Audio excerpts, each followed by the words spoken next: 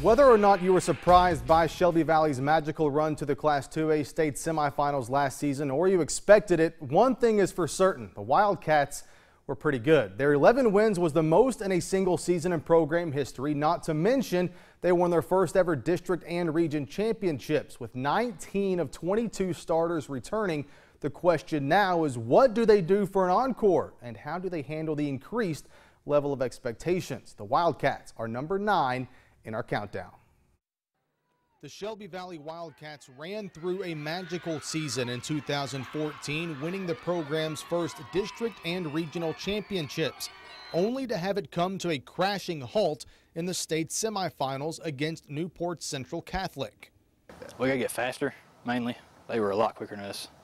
Made us look stupid a couple times, so that's the main thing we've been trying to get work on. Everything else we think will come with that. Yeah, we made it through our district, we made it through our region. But when you get in the state semifinals, it's a whole different game. There's a lot more speed, there's a lot more physicality, and you got to bring that back to your weight room that off season and to the field in the summer, and you got to learn to be more physical. You got to work in the weight room all off season and get faster to just compete with those teams. It is not too far-fetched for the Wildcats to be playing on Thanksgiving weekend again this season. With 19 of 22 starters back, the issue now is to quiet those expectations and focus on football. And what we want to do is just play to our potential. And right now we're a long way away from being a good football team, as everybody is. But, you know, like you said, we got some guys back that played and got a lot of experience back. But Shelby Valley ranked second in all of Kentucky last season in rushing, and with more than 4,100 of those yards returning to the field, opponents can expect a heavy dose of the ground game. But that is not all they will get. We're going to have a lot of new passes. We figured out we can throw the ball. We got enough athleticism.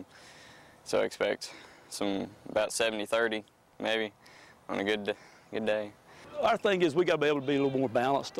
We ran the football real well last year, but we didn't throw it as well as we should have or could have. And we want to be a little bit better throwing the football. We want to be able to build efficiency. A lot is expected from Shelby Valley, considering what returns from a team that played in the state semifinals 1 year ago. And although the Wildcats want to get back to where they were, they know it all starts with week 0. In the locker room, we say the most important game's the next game. And you got to give every single team that you play credit, or yet you could be took down by anybody. A lot of potential this football team. We're not going to put a number of games out there. We're not going to put a district championship or a regional championship as success. And maybe when the temperature drops in early December, this team will have done just enough to finish its season playing on the carpet at LT Smith Stadium. Playing in Western. That's all I want to do. Just make it there.